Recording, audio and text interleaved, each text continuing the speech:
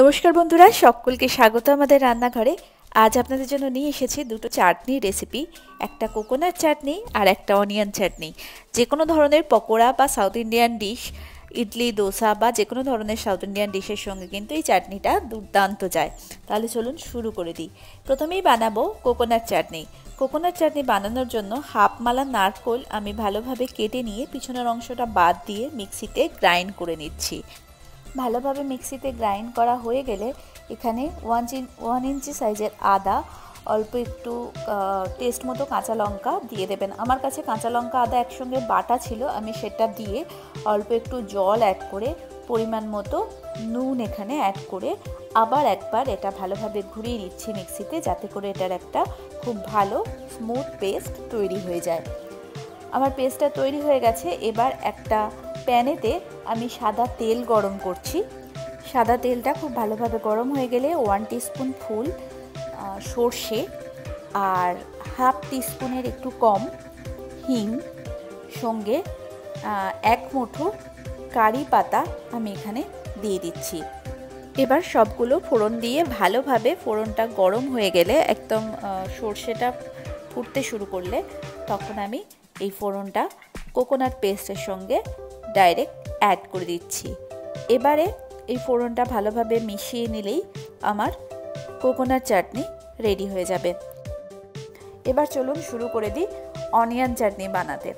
এটাও কিন্তু বিভিন্ন পকোড়ার সঙ্গে বা সাউথ ইন্ডিয়ান ডিশের সঙ্গে ভীষণ ভালো যায়। তো প্রথমেই আমি একটা প্যানেতে তেল নিচ্ছি। 1 টেবিল স্পুন মতো আমি তেল নিয়েছি। তাতে আমি 3টে মিডিয়াম সাইজের পেঁয়াজ কেটে দিয়ে দিলাম। এখানে অনিয়ন চাটনি যেহেতু অনিয়নটা একটু বেশি লাগে, তার সঙ্গে একটা টমেটো মিডিয়াম সাইজের আমি দিয়ে দিচ্ছি।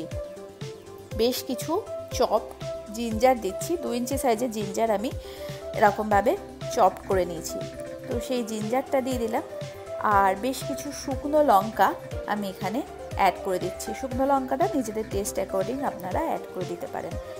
এবারে পুরো মিশ্রণটা 5 মিনিট থেকে 7 মিনিট মিডিয়াম হিটে আমি কুক করে নিচ্ছি। তারপর এখানে পরিমাণ মতো নুন অ্যাড করে দিলাম। এরপর এটা একটু ঠান্ডা হতে দেব। তারপর এটার একটা স্মুথ পেস্ট আমি বানিয়ে নেব।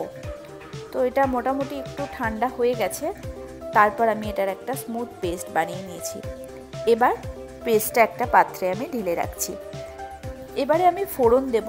ফোড়নটা নারকোল চাটনির মতোই দেওয়া যায়। আমার কাছে এই সময় কারি পাতা ছিল না, তাই কারি পাতা আমি দিইনি। বাকি আমি এখানে পরিমাণটা যেহেতু একটু বেশি আছে, তাই পরিমাণটা একটু অ্যাডজাস্ট করে নিতে হবে। 2 টিস্পুনের একটু বেশি আমি সর্ষে দিয়েছি। হাফ টিস্পুন মতো এখানে আমি হিং ইউজ করছি। আর কারি পাতা থাকলে অবশ্যই কারি পাতা দেবেন। এবারে এই ফোড়নটা অনিয়ন টমেটো পেস্টের সঙ্গে ভালোভাবে অ্যাড করে সুন্দরভাবে মিশিয়ে দেবেন। তাহলেই রেডি হয়ে যাবে অনিয়ন টমেটো চাটনি।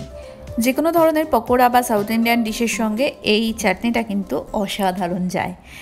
আজকের মতো এতটাই। নমস্কার।